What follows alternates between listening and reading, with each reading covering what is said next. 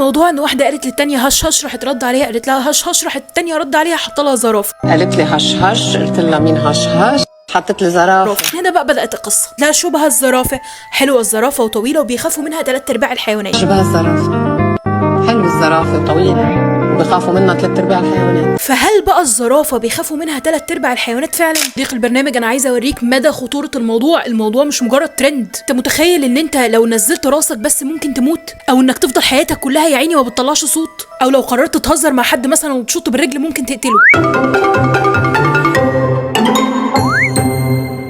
دي للاسف حياه الزرافه البائسه، مع ان شكلها هادي ومسالم، الا ان الزرافه واحده من اخطر الحيوانات اللي ممكن يواجهها الاسد في رحله حياته. شوطه واحده بس من رجلها ممكن تحوله الى شاورما افريقيه. بس كده عارف ان الزرافه عندها اكتر قلب خارق في العالم؟ تخيل كده معايا قلب يضخ الدم 7 متر فوق.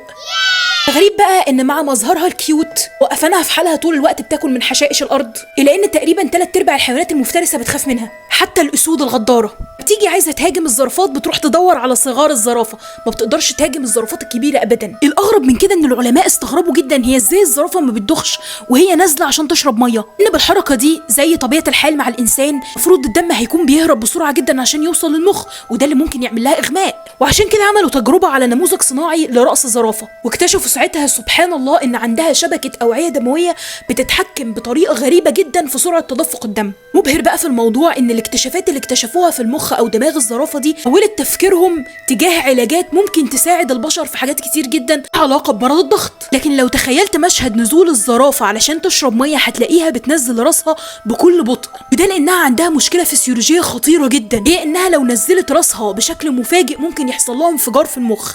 وعكس كل الحيوانات الزرافه هي الحيوان الوحيد اللي ما بيصدرش اي اصوات مسموعه زي باقي الكائنات. العلماء كانوا فاكرين ان هي مثلا ما بتتكلمش او هي حيوان غير ناطق، بس اكتشفوا ان عندها ذبذبات صوتيه او الترا ساوندز زي اللي بيطلعها الحيتان. الذبذبات دي ممكن تتواصل بيها الزرافات من مسافات كبيره جدا. والحقيقه ان الزرافه ما وقفتش عند هنا، كمان في الحضاره الفرعونيه كان في رمز قديم كده اسمه سريم والله ما عارفه من هو، كان على شكل زرافه. اكتشفناه ان الحضاره الفرعونيه كانت بتقدس الحيوان ده جدا. ما اعتقدش بعد كل المعلومات دي ممكن تتضايق ان حد قال لها يا زرافه. وانت لو في يوم من الايام حد حاول يشبهك بالزرافه اديله الفيديو ده في وشه عشان يفهم. فالزرافه مش حيوان طويل البرقبه، دي اعجوبه طبيعيه، قلبها اقوى من قلبك تقريبا ضعفين، ورجليها ممكن نسميها سلاح قاتل، دماغها متصممه بطريقه عبقريه جدا. دي الحاجات اللي بتخليها تعيش رغم كل التحديات. بس السؤال هنا، لو انت عندك قدرة خارقة زي اللي عند الزرافة انت تحب تبقى ايه وليه؟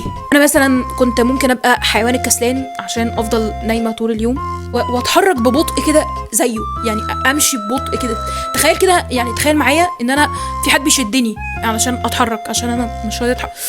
يا على المتعة. وما تنساش ان العلم ممتع لو انت بتسمعه مني، اكيد ملوش نهاية زي بالظبط. احنا لسه مكملين حتى لو الفيديو اللي قدامك ده خلص. اللي المفروض ما يخلصش هو دماغك اللي لازم تفضل شغالة وتدور على كل الحاجات اللي احنا اتكلمنا فيها. بس كده، سلام.